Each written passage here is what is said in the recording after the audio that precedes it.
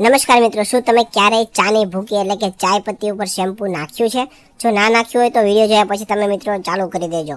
મિત્રો, તમારે એક વાટકીની અંદર થોડી ચાય પત્તી 1 ચમચી જેટલી એટલે કે ચાની ભૂકી તમારે લેવાની છે અને હવે તમારે તેની ઉપર 1 પડીકી જેટલું શેમ્પૂ તમારે તેની અંદર ઉમેરી દેવાનું છે અને ત્યારબાદ તમારે મિત્રો ચમચીની મદદથી વ્યવસ્થિત આ શેમ્પૂ અને ચાય પત્તીને વ્યવસ્થિત તમારે મિક્સ કરી લેવાની છે.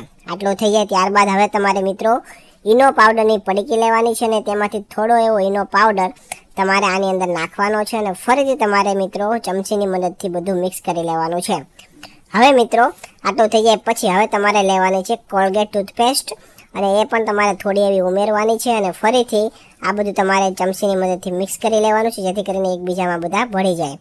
અને હવે મિત્રો તમારે થોડું એવું પાણી ઉમેરવાનું છે અને ફરીથી તમારે બધું મિક્સ કરી લેવાનું છે. એકદમ વ્યવસ્થિત બધું ભળી જાય એકબીજામાં તેમ મિક્સ થઈ જાય ત્યારબાદ તમારે છેલ્લે તમારે મિત્રો 5 ચમચી જેટલી તમારે હળદર લેવાની છે અને થોડી હળદર તેમાં ઉમેરીને તમારે લગભગ 2 થી 3 મિનિટ સુધી તમારે મિક્સ કરતું જવાનું છે જેથી કરીને એક જોરદાર મસ્તની પેસ્ટ બનીને તૈયાર થઈ જાય.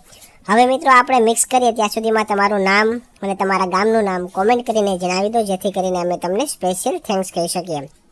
તો મિત્રો લાસ્ટ વિડીયોનો સ્પેશિયલ થેન્ક્સ વાસુદેવભાઈ રજવાનીને અમદાવાદથી, માવજીભાઈ વરસાણીને કચ્છથી, સુમિત્રાબેન પંચાલને વડોદરાથી, હિનલબેન પટેલને પુણેથી, ગુડ્ડુ શર્માને પેરુથી, જ્યોતિ સિદ્ધપુરાને મુંબઈથી, ભૂમિબેન ઝાલાવાડિયાને રાજકોટથી, પુષ્પા રામીને બરોડાથી, રીમાબેન તલસાણિયાને મોરબીથી અને સોનુ નિગમને માહિમથી જાય છે. મિત્રો તમે પણ તમારું નામ કોમેન્ટ કરીને જણાવી દેજો જેથી કરીને અમે તમને સ્પેશિયલ થેન્ક્સ કહી શકીએ. તો મિત્રો તમે જોઈ શકો છો કે આપણે આ બધી વસ્તુને વ્યવસ્થિત મિક્સ કરી લીધી છે 2 થી 3 મિનિટ સુધી અને તમે જોઈ શકો છો એકદમ પીળા કલરની પેસ્ટ બનીને તૈયાર થઈ ગઈ છે. તો મિત્રો હવે તમને હું ઉપયોગ જણાવી દઉં કે હવે જે આ પેસ્ટ બનેલી છે તેનો આપણે શું ઉપયોગ કરવાનો છે.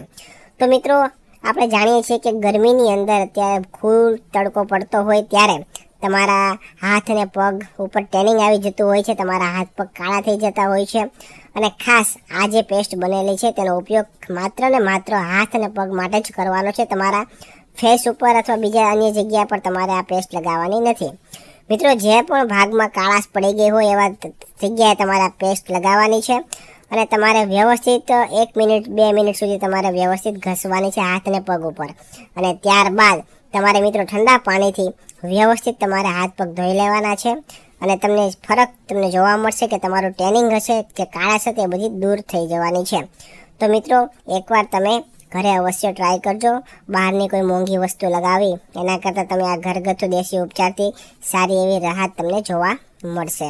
તો મિત્રો જો તમને અમારો વિડીયો પસંદ આવ્યો હોય તો વિડીયોને લાઇક કરજો, શેર કરજો અને આવા જ નવા વિડીયો જોવા માટે આપણા ફેસબુક પેજને ફોલો કરી દેજો અને યુટ્યુબ ચેનલને પણ સબસ્ક્રાઈબ કરી દેજો.